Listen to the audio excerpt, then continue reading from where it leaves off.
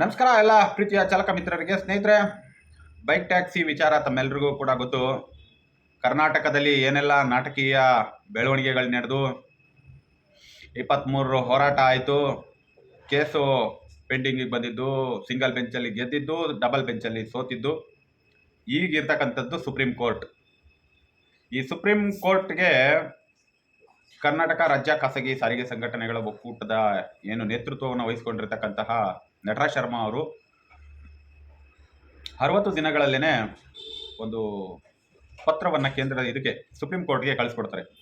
ನಾವು ಕೂಡ ಈ ಒಂದು ಕೇಸ್ನಲ್ಲಿ ಮಧ್ಯಂತರದಲ್ಲಿ ಇಂಪ್ಲೀಡರ್ಸ್ ಆಗಿ ನಮ್ಮ ವಿಚಾರಗಳು ಚಾಲಕರ ಪರವಾಗಿ ಚಾಲಕರಿಗೆ ಆಗ್ತಾ ಇರ್ತಕ್ಕಂತಹ ಕಷ್ಟ ಏನಿದೆ ಅದರ ಬಗ್ಗೆ ನಾವು ವಿವರಾತ್ಮಕವಾಗಿ ಮಾನ್ಯ ನ್ಯಾಯಾಲಯಕ್ಕೆ ತಿಳಿಸ್ಕೊಡ್ಬೇಕು ಅಂತೇಳಿ.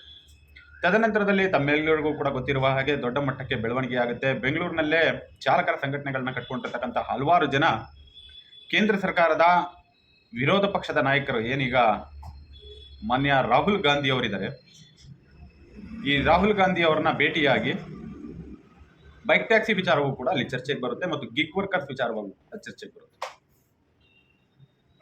ಅಲ್ಲಿಂದ ಒಂದು ಪತ್ರ ಬರುತ್ತೆ ವಿಧಾನಸೌಧದ ಮಾನ್ಯ ಮುಖ್ಯಮಂತ್ರಿಗಳ ಕಚೇರಿಗೆ.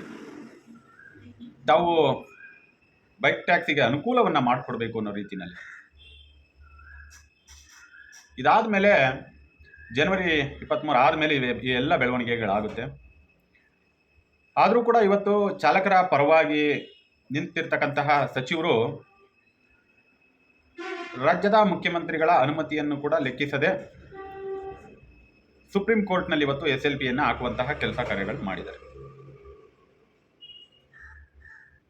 ಅವರು ಕೋರ್ಟ್ನ ವಿಚಾರವನ್ನು ಎಲ್ಲೂ ಕೂಡ ಬಹಿರಂಗವಾಗಿ ನಾನು ಹೇಳೋದಿಲ್ಲ ಅಂತೇಳಿ ಒಂದು ಸಭೆಯಲ್ಲಿ ಖಾಸಗಿ ಸಾರಿಗೆ ಸಂಘಟನೆಗಳ ಒಕ್ಕೂಟದ ಅಧ್ಯಕ್ಷರಾದಂಥ ನಟರಾಜ್ ಶರ್ಮಾ ಅವ್ರ ಜೊತೆಯಲ್ಲಿ ಮಾತುಕತೆಯನ್ನು ಮಾಡಿದ್ದೀನಿ ಅಂತಕ್ಕಂತಹ ಒಂದು ವಿಡಿಯೋ ಇದೆ.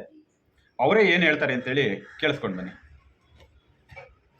ಮಾಡಿಕೊಟ್ಟೆ ಒಂದು 2-3 ಕೋರ್ಟಲ್ಲಿತ್ತು ಅಲ್ವಾ, ಇನ್ನೂ ಒಂದು ಕೋರ್ಟಲ್ಲಿದೆ. ಅದು ನಿಮ್ಮ ಹತ್ರ ಮಾತಾಡಿದ್ದೀನಿ, ಮೈಕಲ್ಲಿ ಮಾತಾಡೋದು ಬೇಡ, ಅದ್ರ ಏನು ಮಾಡಬೇಕು ಅಂತ. ಮತ್ತು ಅದ್ರ ಜೊತೆಗೆ